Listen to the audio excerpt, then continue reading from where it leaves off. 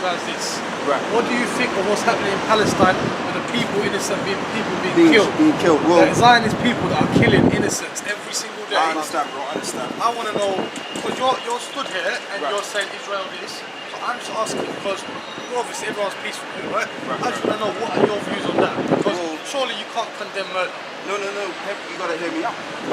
Now, the thing about it is the reason why there's so much violence in the land is because the Bible tells you that land shall be a burden unto the nations. Okay, that's why that's happening. But at the same time, what those Jews are doing, those devils, because we all agree that they devils. You agree these Zionists are devils? Of course. And the thing about it is, we despise them even more because they're claiming their heritage, they're claiming our heritage for themselves and the father's heritage. So we not mad about that. But at the end of the day, these same individuals, they're gonna get destroyed by the ill deeds that they have done. That's a fact. What's that? That is a fact. We can agree on that. We can agree on that. But I want you to understand, bro, those people over there, they ain't no Jews. What they are is they're Edomites that the Bible speaks about. Where the Edomites come from in the first place? Well, the Edomites come from they come from the southern part of Judah, basically, which is in Israel. They come from Israel originally, but basically they're the wicked of the Bible. The Bible tells you that Esau, Edom are the border of wickedness. Okay, that's why they're doing what they're doing. That's where they were actually from Israel originally. Yeah, they were there, but they're not Jews. They're not Jews. They're Edomites. Because to be a Jew, you have to be of the tribe of Judah. Okay, it's not just a religion. People think it's a religion, but now it's a nationality. It's like I can't say, oh, I'm Chinese now, because I follow the ways of the Chinese. That's what that's like, basically. And that's what they've done. They've taken the heritage or our nationality, claimed it for themselves. Okay, and basically these Jewish scholars, they know that they ain't the Jews. Even the bankers, they know that. They know that they go back to Esau. They know that. Yeah, get that. Revelations 2 and 9. Real quick. And then, this guy. Got like 2 minutes. Yeah? Okay. One more scripture. So Revelation 2, verse 9. Yeah. I know thy works and thy tribulation and poverty, Right. but thou art So rich. wait a minute. The Lord said, I know thy works and thy tribulation. And so you look at all these people beside the so-called Israel, all the way down from Levi and to the Central American Indians, like Brazil, we're all in poverty. So in the last days, the Jews in these times will be in poverty. Go ahead. I know thy works and thy tribulation and poverty, Yeah. but thou art rich. What's the tribulation? Getting gunned down in the street, being oppressed. Go ahead. And I know the blasphemy of them which say they And he are knows Jews the blasphemy of them which say they are Jews. Go ahead. and are not, Right? but are the synagogue of So Satan. the Lord calls them the chief house of Satan. That's what those people are. Okay, and based on them doing what they're doing, they further show themselves, declare themselves to the world that they're the synagogue of Satan.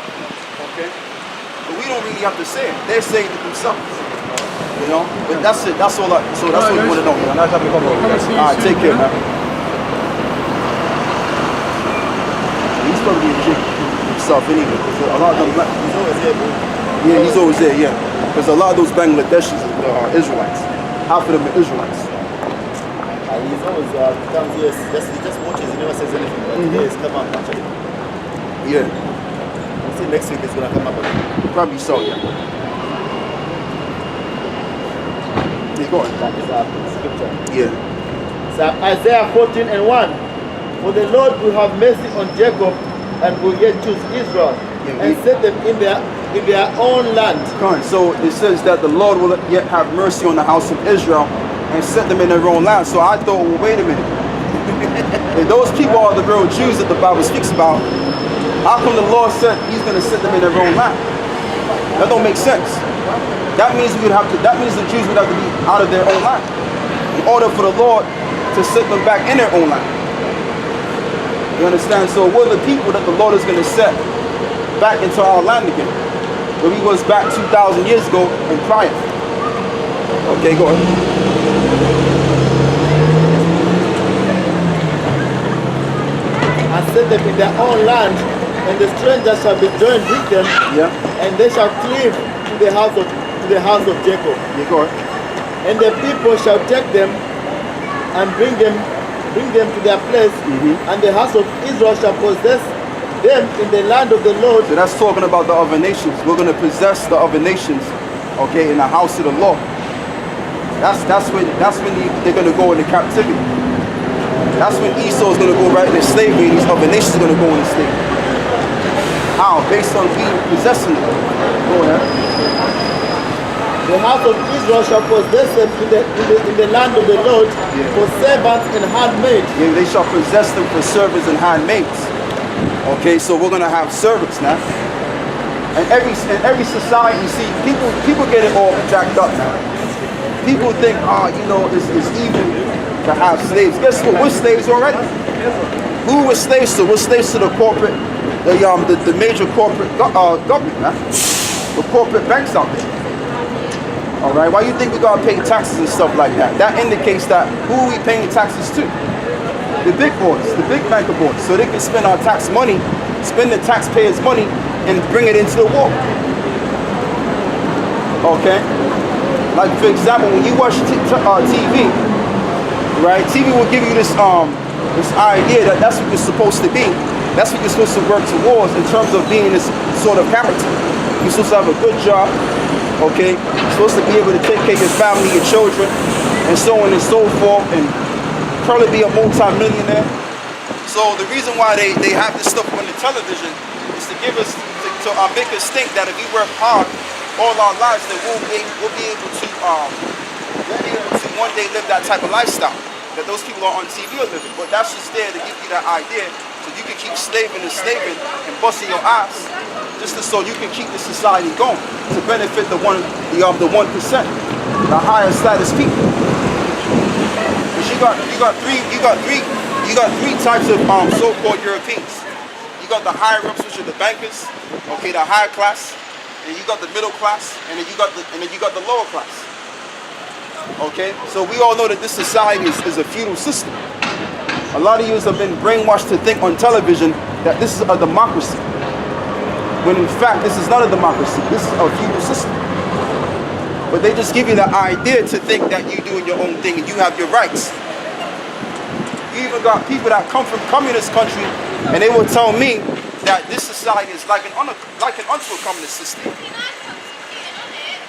Okay? So they just give you the notion or the idea that you're free and you can do what you want. Okay? But really it's just temporary. It's like for the rights that we got to stand out here and teach. The rights of freedom of expression. We got our rights to do that, but guess what? Those are temporary rights, because it's gonna come a time and a place where the rights of the people are gonna be done away with and taken abroad. It's coming, people. It's coming. We're not going to be able to have the rights to stand out here and teach the word of God. The word of Yahweh Ba'ashim Yahshua. You're not going to be given the rights to walk up and down the street like you do. There's going to come a time where you're going to actually be told what to do. Okay, literally. Even the internet. By them banning the internet real soon, that's also further showing you that your freedom and your rights is going to be done away with. Okay? So guess what, people?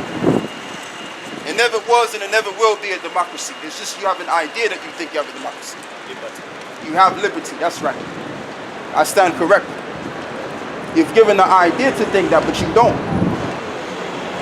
Like for example, let's say for example, right, you've been driving for 30 years and all of a sudden you lose your license. Guess what? If you lose your license and you might have driven every vehicle under the sun within the 30 years prior, now that you lose your license, you got to get another license. Why is that? What does the word license mean? It means permission. You got to get permission to do certain things. Okay. So if you got skills in terms of driving certain vehicles, why do you need license again? Because you need a permit. That's why they call it a permit. You need permission to do certain things, and that's what they're going to start doing.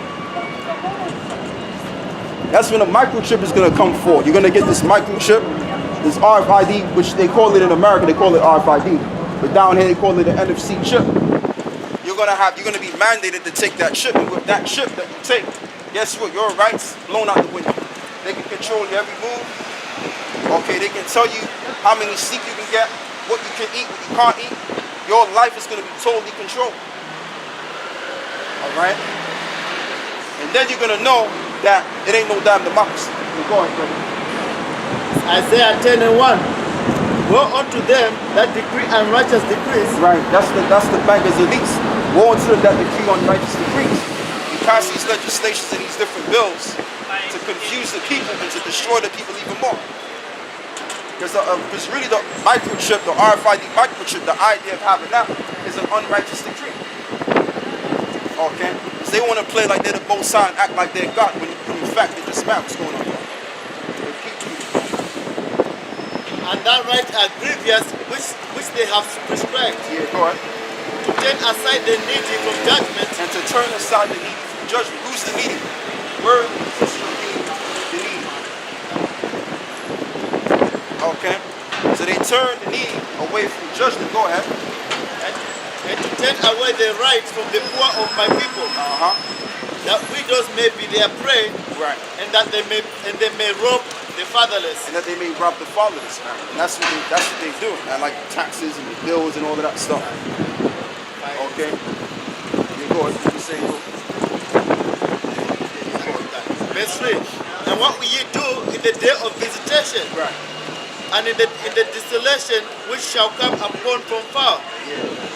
To whom will ye flee for help? Yeah. And where will ye leave your glory? Yeah, where will you leave your glory? Because it's gonna come a time and a place where these elites, they're gonna try to fulfill their agenda, and the Lord is gonna put something inside that bad boy to upset the setup.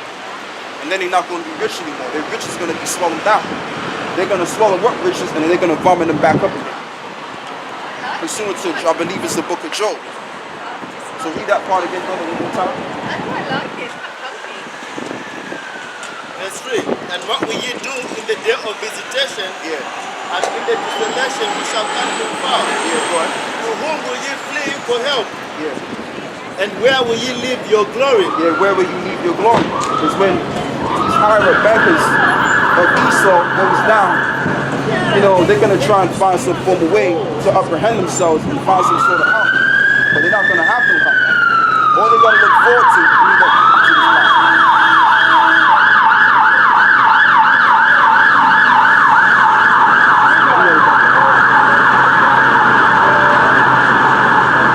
What will ye do in the day of visitation and in the desolation which shall come from far? To whom will you flee for help, and where will ye leave your glory? Yeah, where will you flee for help? Go ahead. Without me they shall bow down under the prisoners, and they shall fall under the slave. Yeah, go ahead. For all this his anger is not turned away, but his hand is stretched out still. Yeah, yeah. Verse 5. O Assyrian, the rod of my anger. You're all Assyrian around of his anger, because when you go back a couple of thousand years ago, the Assyrians were a very dangerous nation to the nation of Israel. They were a threatening nation towards our people back then. And guess what? The modern day Assyrian is the so-called white man, because he's going to come down like the Assyrians when the Heavenly Father sets this whole thing up. When martial law is declared, then the assault is going to take place. The violence is going to take place on a higher level. Okay? The rod of the Lord's anger, because the Lord is going to be with this whole program. All of this chaos, okay, that the government is going to cause, the Lord is going to be with it. Give me Ezekiel the 9th chapter. The Lord is going to put them death spirits inside of these troops, man. And you're gonna see it right here. You're gonna see it right here. Yeah, start from verse, I believe it's 2 or something like that. Yeah, start from verse 2. As Ezekiel, I think it's 4.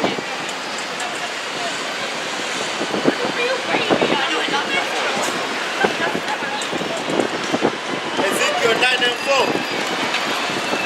And the Lord said unto him, go through the midst of the city, through the midst of Jerusalem, and set a mark upon the forehead of the men that sigh and cry for all the abominations that were done in the midst thereof. And that's the men of the Lord. He got the mark, which I believe the Hebrew word there is man. Let me get it on my phone real quick. Like it's in my mind, but then it jumps out of my mind, man. I know that. I know that word. Yeah, exempt from judgment. Basically.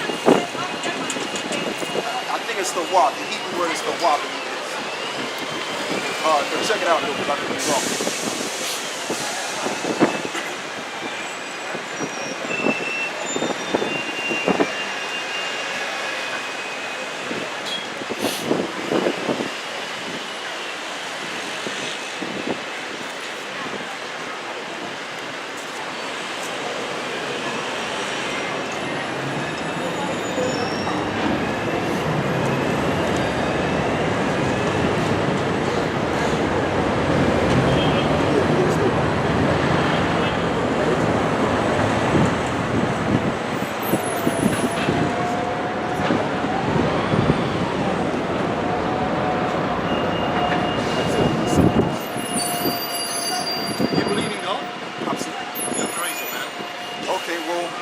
Crazy to not believe in Heavenly Father. That's a Edomite anyway. Yeah, that's the Edomite. Yeah, that's a. You can't get mad at him. He's just being the devil, man. You know.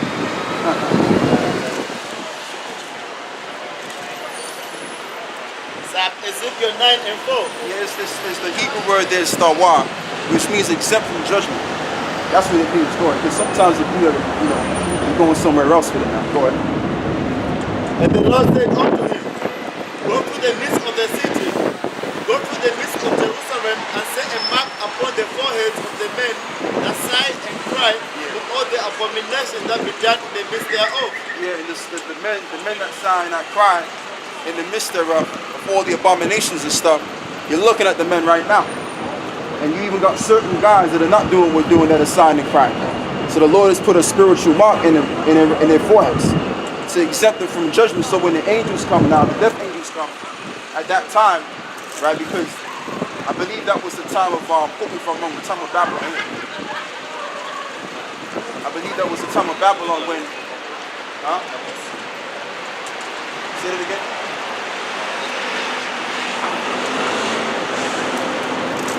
Ezekiel was in the time of Babylon, and what you had was they was worshiping, they was actually giving cakes. The Hebrew Israelite women especially, they was giving Hebrew cakes. They was actually making cakes and baking the cakes to one of the Babylonian gods, which I believe it was Tammuz. I believe it was. Okay, because that was the main god at the time. Semiramis is in Tammuz, so they was baking cakes for that particular god. I believe it was. Okay, so pretty much the Lord sent the death angels down there to destroy as much Israelites as possible. And when them angels did their job, they did their job in the most heart-wrenching way possible. So the same thing's gonna happen on this side. The Lord is gonna send a death angel on these different SWAT team troops, or these martial law troops, and they're gonna get to spilling a lot of blood. Okay, and keep going. Verse 5.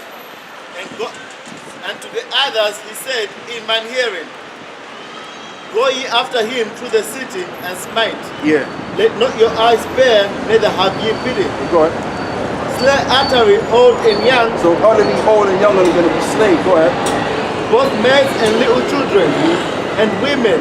And even women too. Go ahead. But come not near any man upon whom is the mark. But come not any man whom is the mark, because the mark represents exempt from judgment. So whoever's got that mark, which is the wa, which means exempt from judgment, they're not going to be destroyed by the angels of death. Okay? But the angels are set to destroy men, young women, and children. And that's what's going to happen on this side as well. The same thing's going to happen on this side. But what you're going to have is you're going to have your martial law police, your militarized police officers doing the killing, because the Spirit of the Lord is going to put that violent, bloodthirsty devil, put that bloodthirsty spirit in them, because they already got that mentality as it is. But the Lord is going to turn that up. The Lord is going to stir that mentality up, and that's when the word is going to be fulfilled. Go ahead. They go back to what you was reading before. I think it was in no, not was in the Solomon, it was prior to that, prior to the Isaiah 10,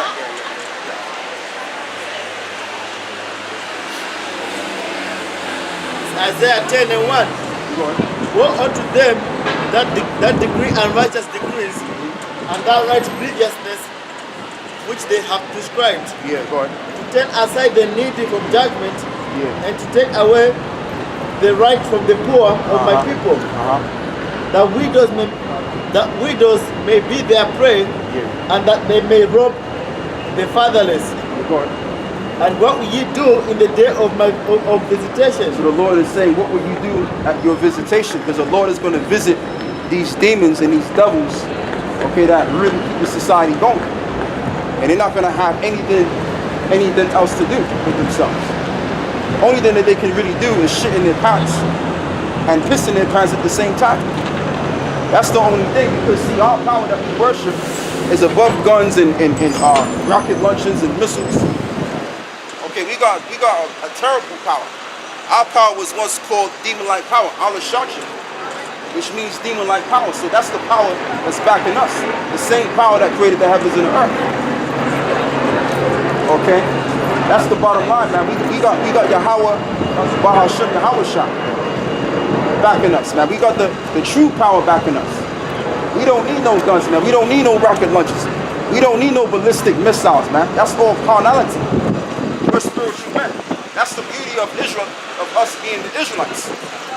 Okay, we got the spiritual capability. We also got the carnal capability, man.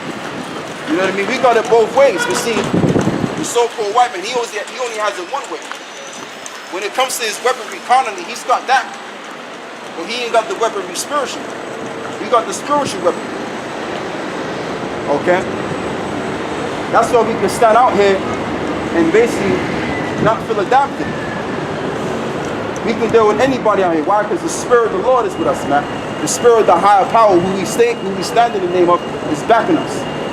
And not just us, but all the brothers that stand on their feet and teach the word of Yahweh Ba'ashim Yahushua. Okay? Go ahead. And what will ye do in the day of visitation? Yeah, go ahead. And in the desolation which shall come from far? To whom will ye flee? Will ye flee for help? Read a bit longer, brother.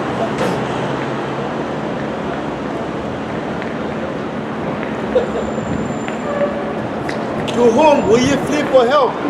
And where will ye leave your glory? Right, where will you leave your glory? Because when these devils go down, they're gonna go from literally riches to rags. Because you got certain people, man, that's actually sitting on million-pound toilet bowls, man.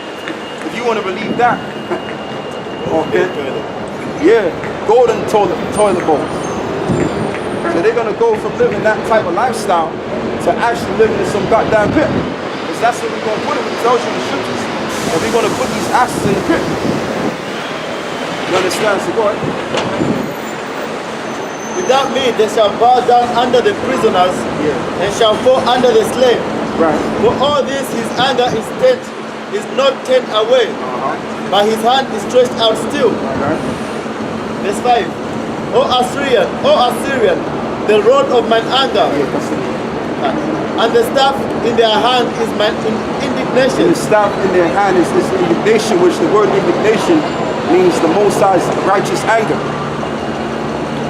So what the Lord is going to do, which is right around the corner, okay, the Lord is going to set these troops up, these militarized police officers up, transform their asses into military, and they're going to go gunning down the people that rise up against them. Because you know what you're going to have? You're going to have seditions against the government. You're going to have uprisings of people going up against the government. So the Lord is going to stir that spirit up, man. And it's going to be nothing but cold death on the street. And guess what? We ain't got shit to worry about because we know we're going to be saved out of it. Why? Because we got the wisdom, knowledge, and understanding of God. Read it, brother. O Assyria, the rod of mine anger. Actually, go back to what Wisdom of Solomon 10.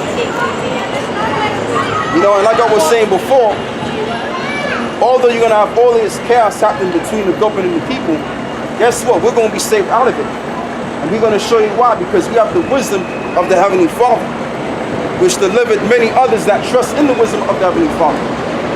So we covered, we good. Take care, sister. You know, we covered, man. We all right, man. We ain't got nothing to worry about. And we literally going to be delivered out of here. Okay? So you may look at us right now and think we're crazy and we're bug outs. Some of you might even think we're homeless bums. Okay, but that's okay, because we know what we got. We know we ain't no bums on the street. Alright? We know we're going to inherit after this world. We're going to inherit nations. We're going to inherit the earth.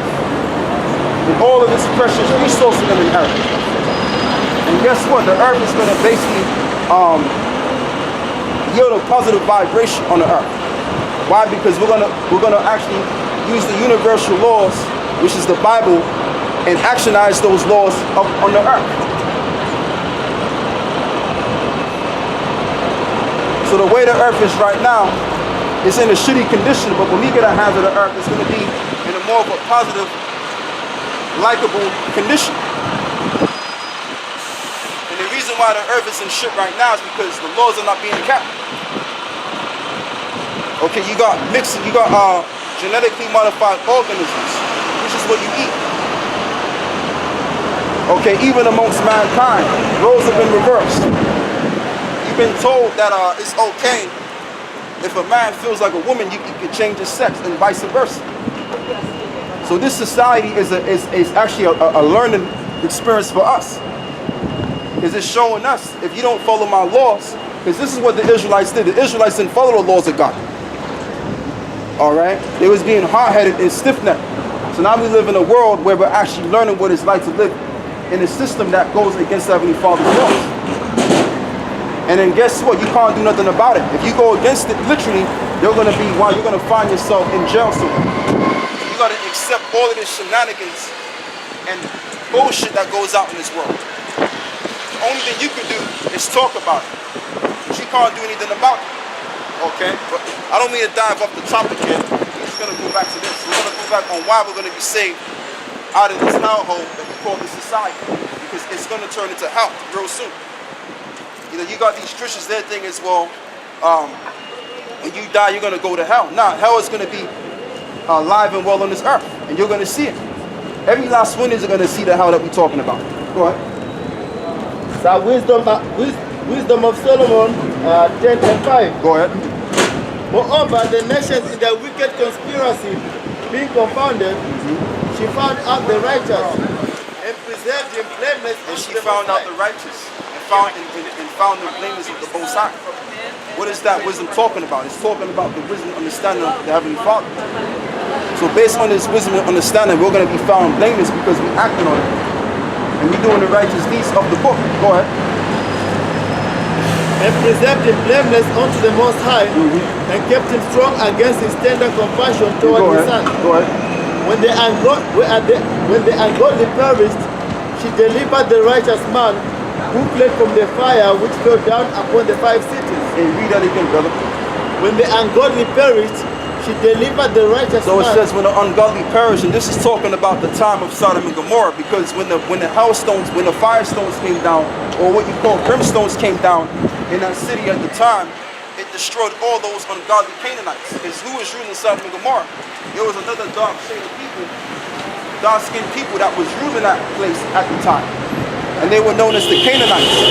And the Canaanites got destroyed heavily, and Lot, okay, and a couple of his, I think it's Lot and his daughters, they got saved out of Sodom and Gomorrah. Okay? Matter of fact, go get Genesis 18.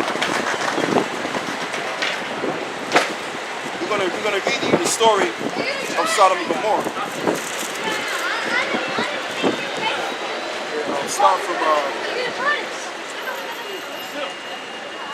and even Abraham too. Abraham was also involved in this too. So we're gonna get Genesis 18, brother. And start from verse 23. Yeah. And read all the way down to 33.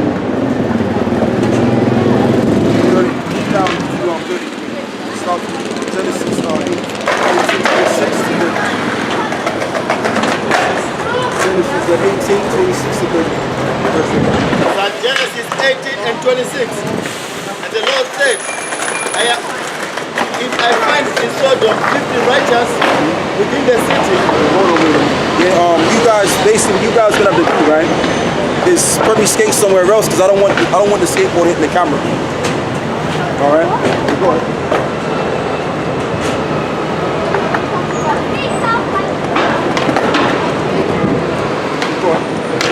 That Genesis 18 and 26.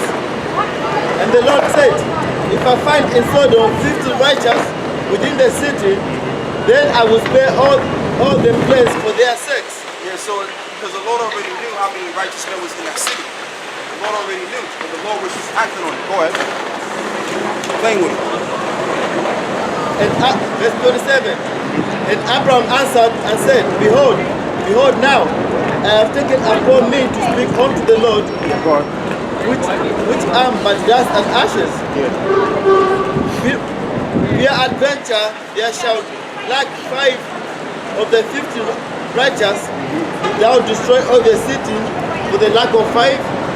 And he said, if I find there 40 and 5, I will not destroy it. Yeah, the Lord would destroy Sodom and Gomorrah because there's righteous men in that city. Okay, so if there were no righteous men in that city, that land was going to be destroyed. Go ahead. And he said unto him yet again, and said, Via adventure there shall be 40 found there. Then he said, I will not do it for the 46. Go ahead. And he said unto him, Oh, let not the Lord be angry, and I will speak. Via adventure there shall be 30 be found there. Go ahead. And he said, I will not do it if I find 30 there. Verse 31.